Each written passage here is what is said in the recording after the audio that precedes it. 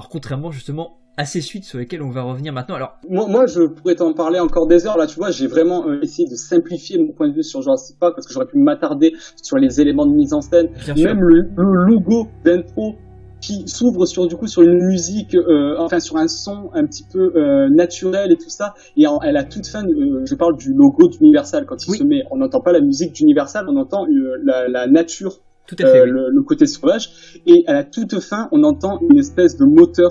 Encore une fois, métaphore de tout ce que sera le film, c'est que la nature est omniprésente et l'homme essaye avec sa nouvelle technologie de s'accaparer la nature. On est d'accord. Rien que dans les 10 premières secondes, le film a déjà tout posé.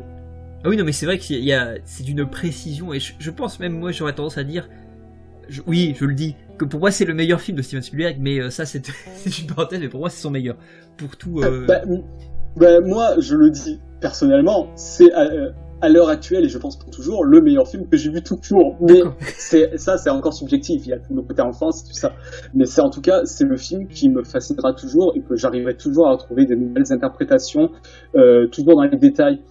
Je m'attarde pas encore sur le scénario, mais il y a des bribes, mais absolument subtiles et qui sont génialement posées, qui sont liées au livre. Et c'est là que j'en reviens encore au côté où Spielberg a géré l'adaptation d'une main de maître, c'est qu'il a su reprendre tous les détails du livre, enfin en tout cas les grandes lignes des détails, et à les parsemer dans le film, de sorte que le film, qui dure 2 heures vraiment condensées, où on a une histoire simple, avec des enjeux simples, des personnages simples, on va dire, mais l'envergure que le récit nous laisse une pelletée de discussion qui fait que là on est sur un podcast où ça fait 1 heure où littéralement on ne parle que du 1 et on aurait encore tant de choses à dire à son sujet. Ah oui, non, mais c'est vrai que pour le coup on pourrait faire des heures, il y a des pages à noircir dessus, hein, parce que c'est tellement... C'est-à-dire qu'on peut le voir de plein de points de vue, c'est-à-dire thématique, philosophique, cinématographique, narratif, on peut faire à tous les niveaux, le travail de manière purement technique, comme on l'a plus ou moins parlé au début, et d'un point de vue aussi méta, du point de vue de l'histoire du cinéma, etc., c'est extrêmement vaste et riche. C'est riche, et en plus de ça, comme je t'ai dit, tout est lié. Le message méta est relié avec le message scientifique.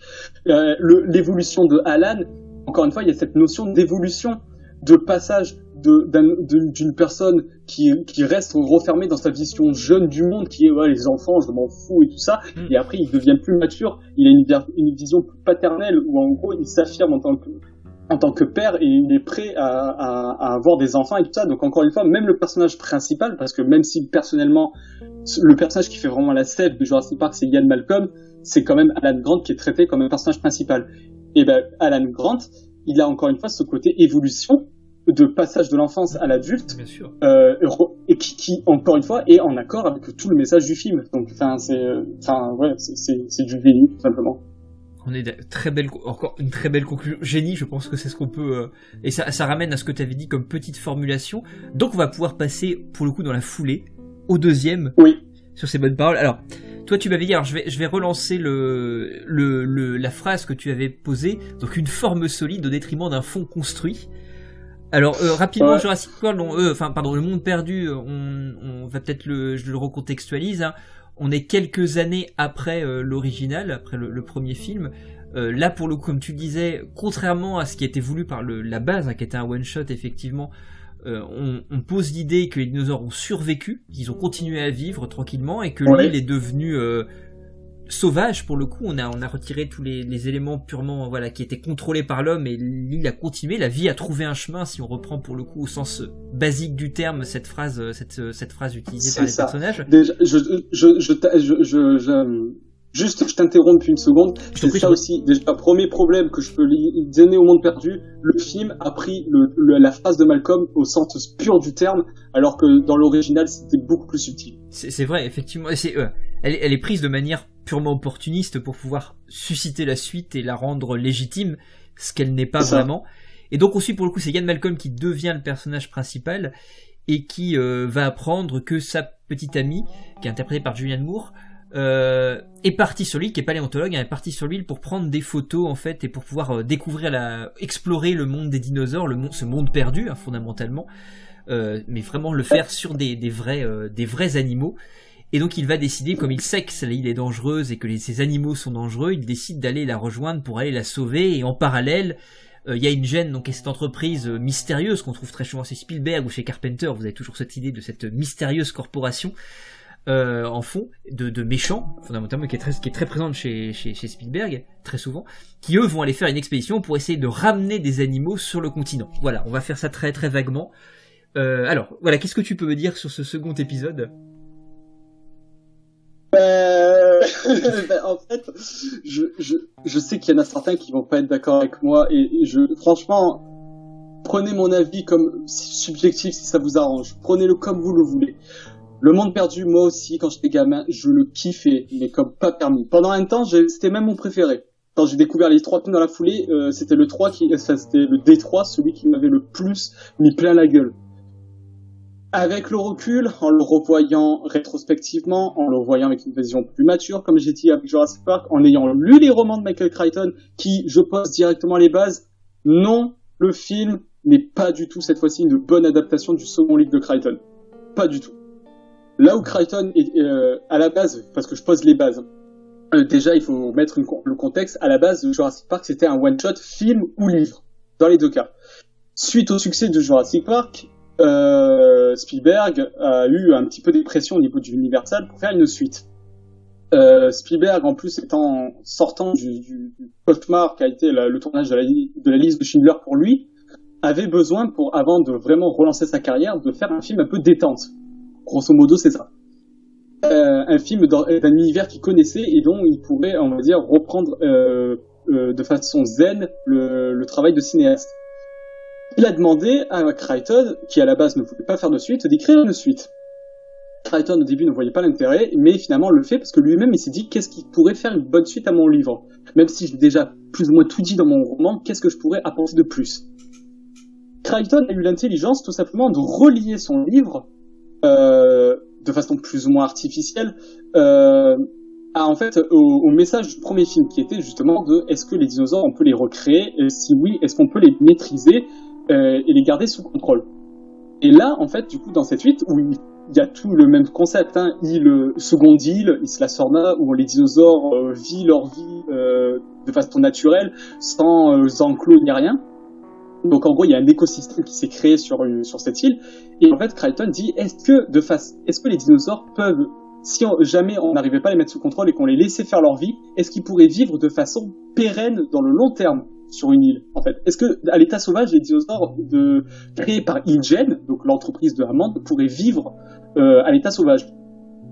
Crichton reste fidèle à lui-même, il reste dans la continuité de son propos du premier film, ce qui, selon moi, n'est pas le cas avec l'adaptation de Spielberg.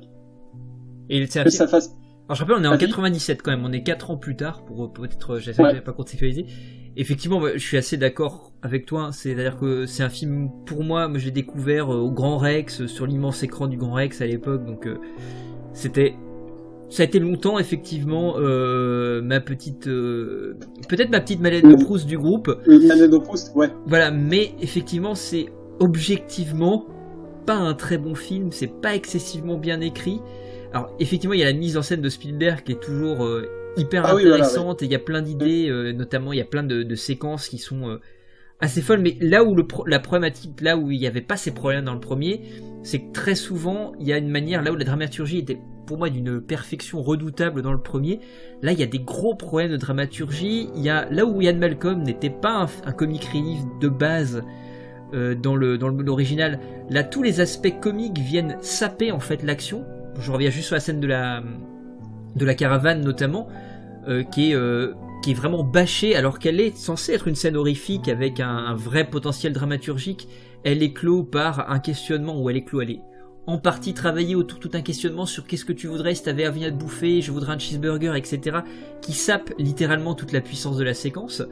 Donc c'est super dommage, et il y a plein de moments comme ça où ça fonctionne pas. Il y a cette séquence aussi qui peut être drôle, qui est amusante, mais qui sape pareil toute la dramaturgie et qui a tendance à faire un peu déchoir les dinosaures du côté mythologique et de la puissance mythologique qu'ils avaient de chasse, notamment avec le chasseur blanc d'InGen, notamment qui est joué par Pete Postlethwaite, et qui est génial, l'acteur est génial, mais où il donne des surnoms aux dinosaures par rapport à leur physionomie, qui fonctionnent pas très très bien et qui justement a tendance encore une fois à faire déchoir les dinosaures de leur aspect mythologique, et ils deviennent assez vite pour certains assez ridicule, et c'est assez dommage en fait. Les raptors pareil ont un traitement qui est quand même très très discutable. Je reviens pas sur la séquence sur laquelle tout le monde crache quand il s'agit de cracher sur le monde perdu. Le gymnaste. Voilà, le gymnaste qui est objectivement catastrophique au niveau de ce qu'elle dit, pas tant de la mise en scène, parce que bon, la mise en scène elle vaut ce qu'elle vaut et ça fonctionne dans l'état narrativement, mais qui est catastrophique symboliquement, thématiquement, qui casse absolument tout en fait. Et c'est très problématique. Et toutes les thématiques du premier sont reprises, mais de manière bas du front. La question de la paternité dont tu parlais tout à l'heure, avec le personnage d'Ian Malcolm, est complètement à côté de la plaque. Et c'est ça en fait, c'est la question de la relation amoureuse aussi. Elle est complètement à côté de la plaque entre Ian Malcolm et Julianne Moore. Pour le coup, entre Jeff Goldblum et Julianne Moore, elle fonctionne pas. Rien ne fonctionne en fait. Et en même temps, ça fonctionne. Curieusement, en termes de divertissement, ça fonctionne très bien.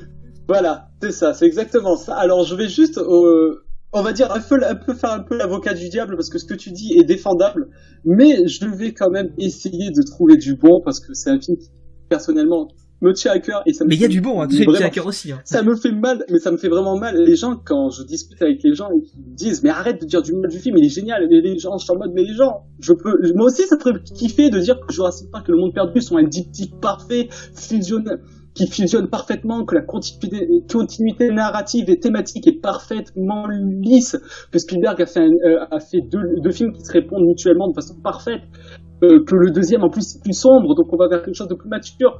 Je suis désolé de vous dire, mais Spielberg le reconnaît lui-même de toute façon qu'il s'est foiré sur ce film.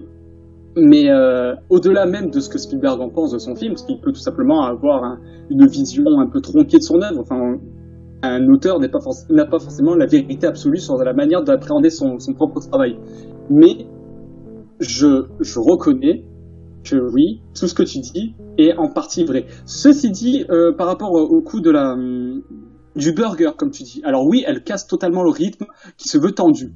Mais c'est logique, entre guillemets, par rapport à ce qui est Malcolm. Dans cette scène, je l'ai pas vu genre balancer une vanne en mode juste pour faire lol, moi je l'ai vu de façon cynique. Ça veut dire qu'en gros, t'as l'autre qui lui dit qu'est-ce que vous avez besoin? Il dit une corde. Ok, une corde, quoi d'autre? Et du coup, Malcolm lui répond ouais, un cheeseburger, en mode mais t'es con quoi. Là, la situation c'est juste on veut une corde pour se barrer. Enfin, qu'est-ce que tu me demandes autre chose?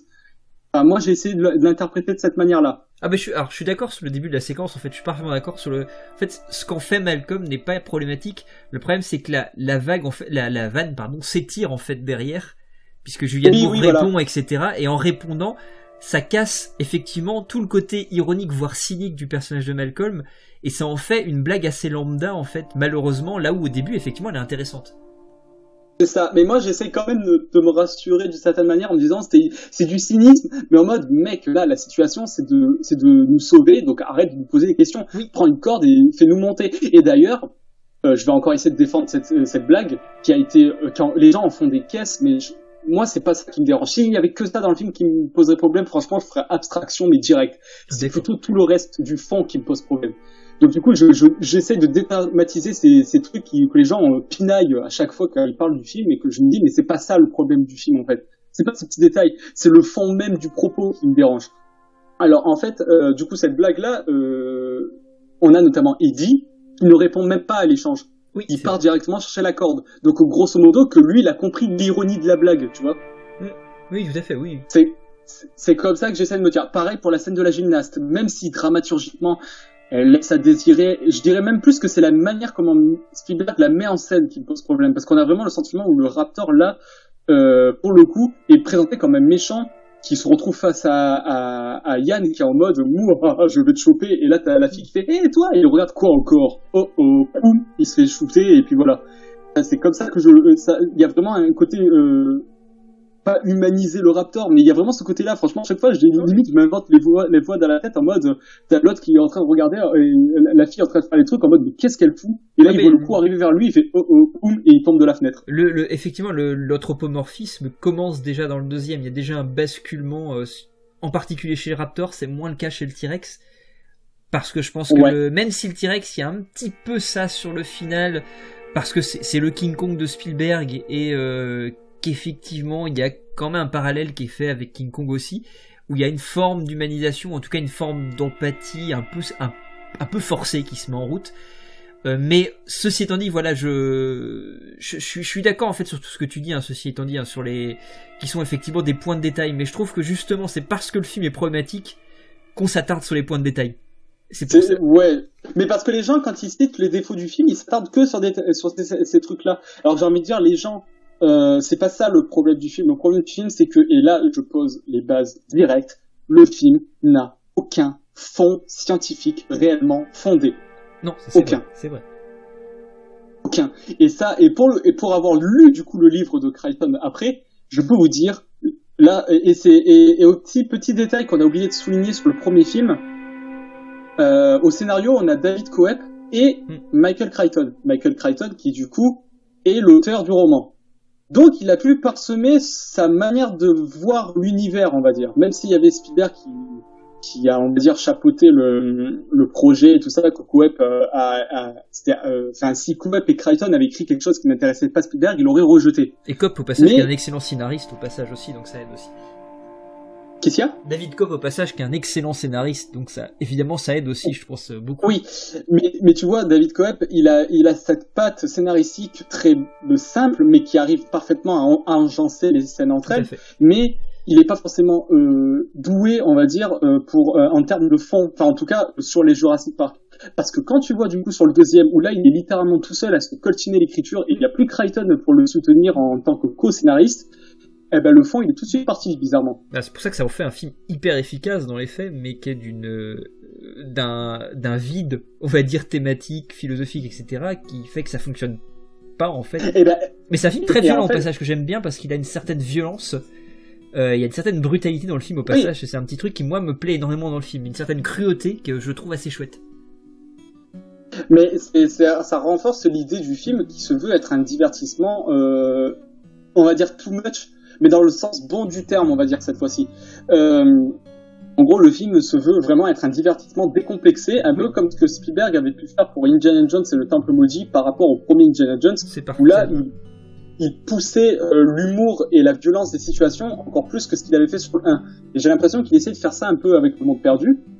On a aussi un côté un peu cynique, je trouve, du film, mais pas forcément dans le mauvais sens du terme, mais un côté un peu blasé, comme si Spielberg regardait son film un peu de haut et s'amusait parfois, par le biais de Malcolm notamment, par le biais des dialogues, à parsemer le film d'humour constant. Enfin, le film se veut plus sombre, mais en même temps, il se veut plus humoristique, avec un second degré plus permanent.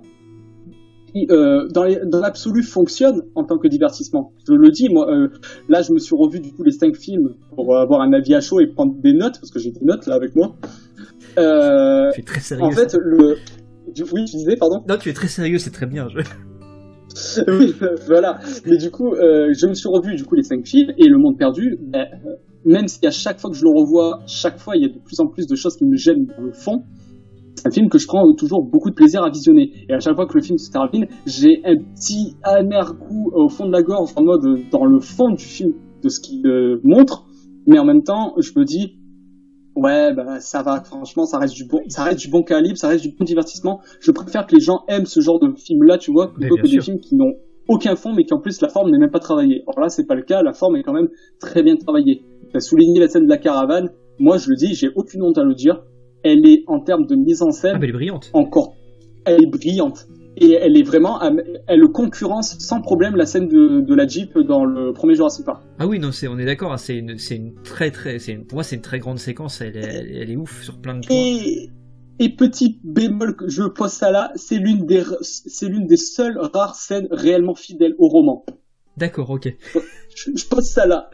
Juste, Mais c'est vrai que le film, je vais quand même être positif sur ça, je vais prendre exactement ce que tu as dit, hein. Ça reste un film que moi j'apprécie beaucoup revoir en fait. J'ai beau être très critique vis-à-vis du film, je prends toujours un plaisir dingue à le regarder en fait. C'est-à-dire, mais là où j'y crois beaucoup plus dans le premier, où je crois à ce que je suis en train de voir, là tout de suite, parce que Spielberg, j'ai l'impression qu'il y croit moins, qu'il a parfois effectivement ce recul ironique, et là où ça me dérange, voire parfois cynique, vis-à-vis de ce qu'il est en train de faire, là le film, je sors immédiatement et j'y crois plus. Et c'est le problème. Déjà, ça se voit directement à la scène d'intro. Scène d'intro qui d'ailleurs est une scène, donc la scène avec les Procompsognathus, les petits dinosaures verts, avec la gamine qui se fait becter. Et ben en fait, cette scène, elle est dans le premier livre. Spielberg n'avait pas jugé bon de la mettre dans le film. D'accord. Parce que ça pourrait briser le rythme du film, et puis en plus il jugeait la scène trop sombre. trop violente. Enfin, une enfant qui se faisait attaquer comme ça par un dinosaure, et il trouvait ça trop sombre. Ce qui, du coup, fait un parallèle par rapport à son changement d'opinion après son tournage de Schindler. C'est que là, pour le 2, il a eu aucun scrupule à la mettre, et même pire, il se moque de la situation. Lorsque la gamine, il y avait tous les compis qui commencent à se mettre vers elle, et là, du coup, t'as cut vers les parents qui sont en train de préparer le repas, avec les rôtis et tout, et la mère qui hurle « Le déjeuner est prêt !» Alors qu'on est en ce moment encore une gamine qui a 2 doigts de se faire bouffer. Donc il y a vraiment ce côté cynique et presque humour noir dans la situation, qui n'est pas présent dans le livre d'ailleurs, c'était une blague purement ajoutée par Spielberg, qui montre son changement d'état d'esprit entre le premier et le deuxième, quoi. Mais qui est au passage, pour cette séquence-là, c'est très bien. Je trouve que le cynisme et l'humour noir par rapport aux situations qu'il y a à l'intérieur sont intéressantes. Ce qui me dérange, c'est plutôt que parfois il est cynique vis-à-vis du film, vis-à-vis de ce qu'il est en train de faire, et j'ai l'impression qu'il n'y croit plus vraiment. Et ça, c'est le petit problème que j'ai. Là où, par exemple, effectivement, la séquence de la petite fille avec ce gag, mais qui est finalement plus subtil qu'il n'y paraît, moi ça fonctionne, parce que cet humour noir, moi, me touche, ça me fait marrer de voir un enfant se faire bouffer, par défaut, je vais être très basique, mais moi, c'est très très basique, mais moi, un enfant qui se fait tuer dans un film, je trouve ça cool. Et là, ça me plaît. Pour le coup, cette séquence-là fonctionne très bien. Je trouve que c'est une bonne entrée en matière qui est aussi, dans une certaine mesure, c'est une note d'intention. C'est fondamentalement une note d'intention pour dire voilà ce que je vais faire. Voilà ce qu'était Jurassic Park avant. Voilà ce que sera le monde perdu. Et voilà ma note d'intention. Mais limite, j'aurais préféré, parce que le film, d'un point de vue visuel, se veut plus sombre que l'original. Oui. Il y a plus de violence, il y a plus abrupt, il y a plus de sang. Dans le premier, il y a quasiment pas de sang, je crois même pas du tout. Ou alors du sang, genre sur des bras coupés, tout ça, mais sinon il n'y a pas de giclée de sang, quoi. Là, dans le deuxième, à 2 ou 3 moments, il se gêne pas à montrer du sang, de couler dans une rivière, tomber d'une cascade. Donc il y a un côté vraiment qui se veut plus cru et plus violent. D'ailleurs, je sais pas si c'est mon souvenir qui est tronqué, peut-être que tu t'en souviens, mais quand Le Monde Perdu passait à la télé, tous les Jurassic Park passaient en moins de 10 ans, et pendant un long moment, Le Monde Perdu, c'était le seul à passer en moins de 12 ans à la télé. C'est très possible, c'est très probable, je crois aussi, oui. Moi, quand j'étais petit, j'avais toujours souvenir que quand je voyais la publicité nous dire voilà, ce soir on a Le Monde Perdu Jurassic Park, et c'était le seul des 3 à être en moins de 12 ans. Il me semble aussi. Alors les gens me diront dans les commentaires s'ils ont des souvenirs aussi, mais moi j'ai à peu près le même souvenir que toi de ça. Alors c'est plus le cas maintenant parce que la classification a bougé, mais oui, elle a bougé dans tous les cas parce que à l'époque, je change totalement de saga, mais les Harry Potter étaient tous moins de 10 ans. Là maintenant, les 2 premiers, ils sont tout public sans rien. Alors que là, je suis sûr de moi, ils étaient moins de 10 ans quand j'étais jeune. Donc oui, c'est effectivement, mais la tolérance à la violence des plus jeunes a évolué aussi et donc effectivement c'est pas inintéressant de cette petite parenthèse là parce que finalement on verra avec la deuxième partie de la saga qu'on a aussi augmenté dans un certain degré la violence aussi, ça c'est intéressant aussi, notamment sur le premier je trouve Jurassic World qui est plus violent et plus brutal où il se gêne pas pour mettre pas mal de sang. Moi après ça reste assez inoffensif mais graphiquement c'est un peu plus ça se veut un peu plus vénère, bon ça l'est pas vraiment dans les faits mais voilà. Oui, en fait, il l'est visuellement, mais la mise en scène ne le retranscrit pas. Là où Fallen Kingdom est objectivement moins sanglant, mais Bayona arrive plus à retranscrire la violence des situations. Tout à fait. Mais justement, avant d'arriver à cette deuxième partie de la saga, est-ce que tu auras des choses à rajouter sur Le Monde Perdu ou est-ce que nous basculons sur le troisième opus? On aura peut-être moins de choses à dire, évidemment, parce qu'il y a moins de choses à dire, je pense. Mais... j'ai envie, il y aurait beaucoup de choses à dire en bien ou en mal, genre le personnage de Roland, donc joué par Pete Postlethwaite, comme tu l'as dit, est excellent et brillamment écrit. Et c'est un personnage purement inventé par le film, il n'existe pas du tout dans le livre. Donc pour le coup, c'était un personnage purement inventé par Coep et Spielberg, et il est vraiment très intéressant. Je vais pas m'attarder dans sa manière comment il est écrit, mais du coup voilà, je pose ça là. Dans les qualités du film, il y a ce personnage-là qui arrive habilement à jouer entre le protagoniste et l'antagonisme, et c'est vraiment très bien foutu à ce point de vue-là. Il a un personnage ambigu mais bien écrit. Oui. Le problème ensuite, ça vient du coup de la caractérisation des personnages qui sont parfois assez simples, voire inexistantes, ce qui fait que même en termes d'identification, on ne les reconnaît pas.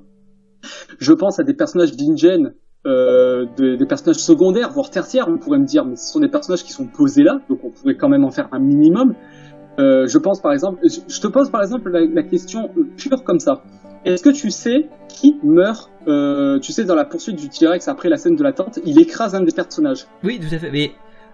Est-ce que tu sais qui c'est? Non, pas du tout. Voilà. Et ben, c'est censé être Carter, c'est-à-dire le mec qui, tu sais, avec ses écouteurs, délaisse son pote qui est allé pisser. Qui est allé pisser, qui est interprété aussi par cet excellent acteur dont j'ai un trou de mémoire sur qui se fait bouffer par les Proconsoniatus. C'est Stormare, un truc comme ça. Peter Stormare, ouais, qui est un excellent acteur au demeurant. Voilà. Et ben, autant le personnage de Stormare, qui s'appelle Dieter, est assez bien retranscrit, c'est-à-dire que bon, il a une personnalité basique de connard, mais il est assez bien présenté et identifiable, qui fait que son setup payoff par rapport au compi fonctionne.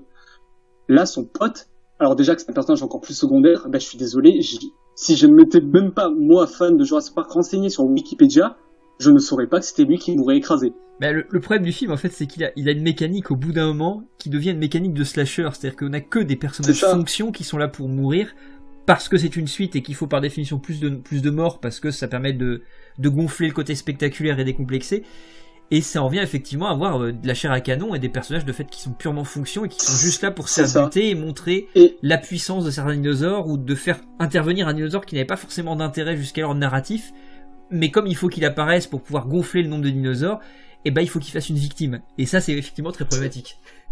C'est ça. Et pareil et là, du coup, on pourrait se dire, ouais, comme tu dis, ce sont des personnages secondaires, des chars à canon, littéralement. Mais là où c'est plus problématique, c'est quand un de ces personnages chars à canon est créé normalement pour développer le personnage, et qui est tellement mal identifié, tellement mal développé, tellement pas assez identifiable que ça, du coup, ça biaise le développement d'un des autres personnages. C'est notamment le personnage de Ashai, qui est le meilleur ami de Roland, donc le chasseur interprété par Postal Waite. Et ben, ce personnage est tellement mal développé, tellement mal identifiable, il est tellement, même en termes physiques, identifiable à Peter Ludlow, le neveu de Hammond, qui du coup a racheté InGen, qui veut du coup faire un parc à San Diego. Et ben, les deux, ils se ressemblent tellement que même pour les ressembler, je me rappelle quand j'étais gosse, avec des potes, je me prenais parfois la tête en leur expliquant que Ashai et Ludlow, ce sont deux personnages différents, et eux, ils me disent, mais non, mais tu dis une connerie, c'est le même personnage.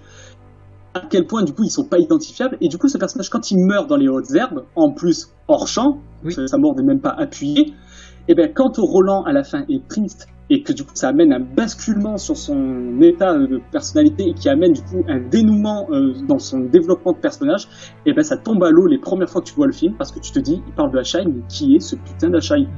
D'accord. Mais ça, et dans cette mesure, ça fait de l'écho quand même chez Spielberg, parce qu'il y a souvent ça chez Spielberg, de ce groupement de méchants qui est quasiment un petit peu comme chez Carpenter, qui est assimilable à une sorte de silhouette globale. Mais ça a du sens dans d'autres films de Spielberg, où cette obscure, on va dire, cette entreprise là qui est pour le coup InGen, qui est la méchante entreprise capitaliste, c'est une sorte d'idée, c'est une sorte de concept, c'est une sorte de masse informe. Là, c'est problématique parce que le film est vraiment le cul entre deux chaises. Il joue pas vraiment le côté truc informe, entreprise capitaliste informe. Le film veut donner plus, mais il donne pas plus.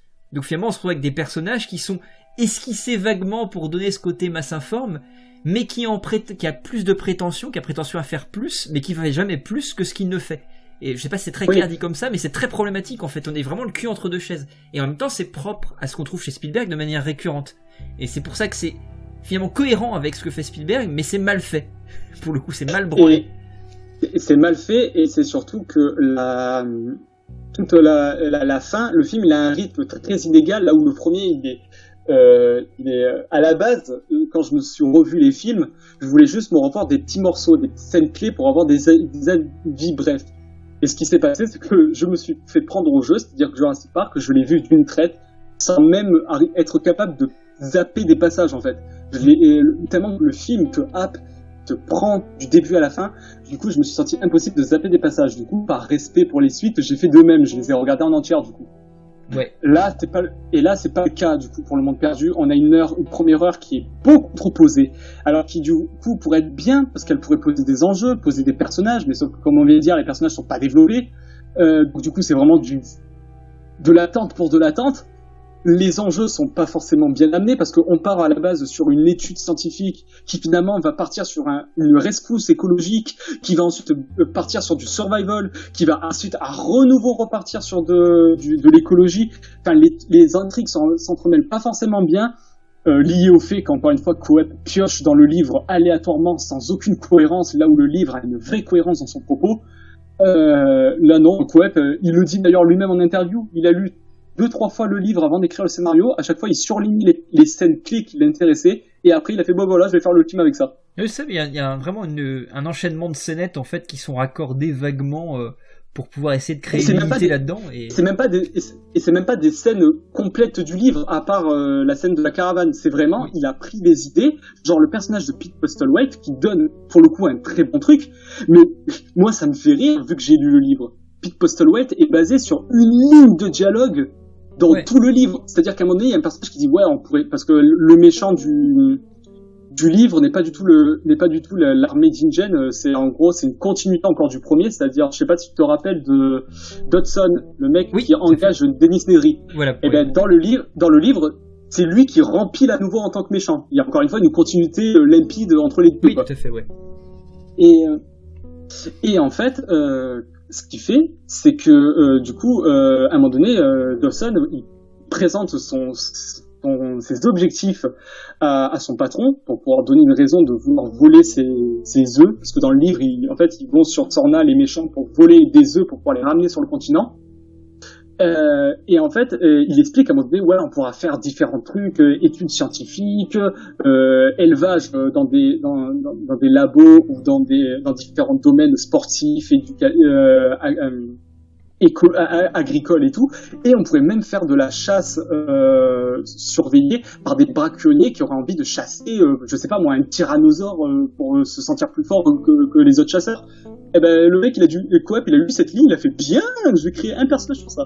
Oui, chose qui sera reprise pour le coup dans Fallen Kingdom avec le retravail des chasses du comte Zarov dans cette maison pleine de riches qui est plutôt intéressante, mais effectivement qui là tombe vraiment comme un cheveu sur la soupe. Ça, mais enfin voilà, donc et tout ça, et du coup le scénario n'est pas forcément bien ficelé. La première heure du coup est lente, et la deuxième du coup est très précipitée pour ramener à un quatrième acte qui du coup ralourdit encore plus le récit avec la scène de San Diego qui au passage n'existe pas dans le livre. C'est une invention pure et simple de Spielberg. Mais qui a un hommage à King Kong qui est plutôt sympathique au demeurant, hein, mais c'est vrai effectivement elle arrive un peu comme une sorte de quatrième acte rajouté sur le tas, et qui a pas forcément de cohérence avec l'ensemble. Elle a une cohérence dans le sens où ça renoue avec l'idée qu'ils voulaient faire un parc à San Diego, mais déjà, pourquoi vouloir refaire à nouveau un concept tout simplement un concept basique en fait, ils veulent refaire un parc, mais au continent. Alors qu'encore une fois, le livre, pour le coup, partait sur la continuité du premier, c'est-à-dire qu'il partait sur le principe que, ok, Jurassic Park était un échec, mais est-ce qu'il y avait possiblement, en fait, une possibilité que ce parc fonctionne? Oui ou non, et est-ce que les dinosaures qui, du coup, se sont évadés, est-ce qu'il y a une possibilité qu'ils puissent vivre dans notre monde, oui ou non? Enfin, il y avait vraiment une continuité scénaristique entre les deux. Là où le deuxième relance à nouveau ce concept du coup de parc qui, on se doute, va foirer. Malcolm, du coup, dans le film, perd totalement toute sa substance de personnage scientifique. Sa théorie du chaos n'est même plus énoncée, alors que c'est pas le cas dans le livre. Hein, la thématique du chaos reste le point central du récit. Du coup, il ne fait même plus mention. Les rats, alors, il y en a certains qui vont sortir l'excuse que c'est parce que le personnage est traumatisé de sa vie passée et que, en plus, en fait, c'est tout simplement lié au fait que il s'est fait ridiculiser par le fait que toute personne n'a cru à sa théorie qu'il y avait des dinosaures qui ont été la source d'une catastrophe sur une île du Costa Rica. Parce que Ludlow et Ingen ont essayé de casser un petit peu son image à ce niveau-là. Du coup, c'est la seule excuse qui mènerait à que le personnage soit plus du tout traité comme un scientifique durant tout le film. Et c'est même pas vrai en plus, parce qu'à un moment donné, quand il parle à Sarah, il parle justement, lorsqu'il parle de vouloir faire l'étude des dinosaures, il cite la théorie, le principe d'incertitude de Heisenberg. Tout à fait, encore une fois, c'est un des thèmes forts du livre. Coep cite comme ça, en mode à l'arrache, et que en plus Sarah lui coupe la parole en mode oui, on s'en fout. Du coup, en fait, même les moments où ça pourrait mener à un début de réflexion, non seulement est cassé parce qu'on s'en fout de la science, et en plus de ça, c'est même pas traité dans le film. Parce qu'en fait, finalement, ils ne feront jamais leur étude sur l'île. Bien sûr, c'est que le film en plus, c'est la problématique aussi. Est-ce qu'il va nous amener au 3, justement, à l'absurdité du 3, fondamentalement, l'existence du 3 en tant que tel. C'est, le film ne mène à rien, en fait, fondamentalement. Il n'y a pas d'objectif, il n'y a pas de but. Il ne fait rien avancer, il est inutile. Tout sympathique qu'il soit, attention, mais il est fondamentalement inutile par rapport à ce qu'il est censé apporter en tant que suite, en fait. Il n'apporte rien du tout. Puisqu'en plus, il ne fait que desservir la plupart de ses personnages. Il est, dans une certaine mesure, paradoxal avec le premier, pour tout ce qu'on a dit tout à l'heure, et donc à terme, il ne mène à rien, en fait. C'est un film, c'est-à-dire que le final du film n'apporte rien du tout, en fait, à tout ce qui s'est passé. Et j'ai même pour autant à penser qu'il recule parfois sur pas mal de choses. C'est un peu ça. C'est en fait, le 2 avait au moins pour lui d'être un film bien mis en scène, comme on a dit, ce qui fait qu'il garde des scènes clés hyper fortes et hyper prenantes. Là, le deuxième, Joe Johnston, c'est pas un mauvais réal, hein, je souligne. C'est pas, et je dirais même, pour prendre sa défense, que c'est pas sa faute. C'est Universal qui ont imposé une date de sortie avant même que le scénario soit écrit. Du coup, le mec a été limite obligé d'improviser son scénario lors du tournage. Ce qui explique la non-épaisseur de l'intrigue. Quelques personnages sont un peu intéressants. Je pense à Paul Kirby, qui quand même garde un arc sur le film qui reste intéressant. Je pense à Billy, qui renoue avec quelque chose qui dans le 2 a été foiré, c'est-à-dire le personnage qui pense bien faire et qui en fait ne mène qu'à des catastrophes. Ce qui était le cas dans le 2, c'était Nick, qui en fait de par sa vision aveugle du monde de l'écologisme, en fait à chaque fois qu'il voulait sauver une situation, notamment le bébé T-Rex blessé, en fait il fout en l'air totalement l'expédition de ses camarades. À un moment donné, il enlève carrément les balles du fusil de Roland, ce qui mènera Roland que quand il voudra tirer sur le T-Rex, il pourra pas parce que les balles ont été enlevées. Du coup, non seulement il a pas pu tuer le T-Rex, du coup le T-Rex va pouvoir pourchasser tous les humains, tous les survivants et mener à leur mort. Et en plus de ça, après du coup Roland va utiliser du coup des tranquillisants au lieu de vraies balles, et du coup ce qui va permettre à Ludlow de pouvoir amener le dinosaure en ville. Donc Nick fondamentalement est un personnage qui fait que des conneries. Mais là où c'est problématique, c'est que Spielberg ne le traite jamais comme un personnage problématique. C'est un personnage qui foncièrement en plus disparaît de l'intrigue. Dans le 4e acte, on ne sait même pas pourquoi. Du coup en plus il fuit ses responsabilités. Là où il aurait été intéressant que dans le 4e acte, il essaie de sauver la situation. Tout à fait. Ou alors qu'il meurt, tout simplement. Je veux pas spoiler, mais Nick, si je spoil du coup, mais Nick est inspiré d'un personnage dans le roman qui a un peu le même arc que les Crichton, justement, lui fait payer ses actes. Et Spielberg ne fait pas ça. Et là, du coup, je reviens sur Billy. Billy a un peu cette idée-là, c'est-à-dire qu'il veut sauver la carrière de Grant en volant des œufs de raptor, mais ce qui va du coup mener le groupe à être poursuivi par ces raptors, et ça va même mener à la mort de l'un d'entre eux. Mais fondamentalement, Billy n'est pas un mauvais gars, et du coup justement il se rachète en sauvant, presque en donnant sa vie, en sauvant le jeune Eric. Et d'ailleurs à la base il devait même mourir, c'est l'acteur qui a refusé, et qui du coup c'est pour ça qu'on le retrouve popé à la fin dans l'hélicoptère, ce qui n'a scénaristiquement pas vraiment de sens, même dramaturgiquement. Mais enfin voilà, au moins il a payé ses erreurs, donc pour le coup Billy est un bien meilleur personnage traité que Nick dans Le Monde Perdu. Mais sinon après le reste, Grant n'est que l'ombre de lui-même. Alors il y en a qui justifient en disant que c'est parce qu'il est traumatisé. Ouais, mais ça enlève pas le fait que le personnage reste fade, quoi. On est content parce que c'est Grant, mais fondamentalement il sert pas à grand chose, quoi. Alors je vais me permettre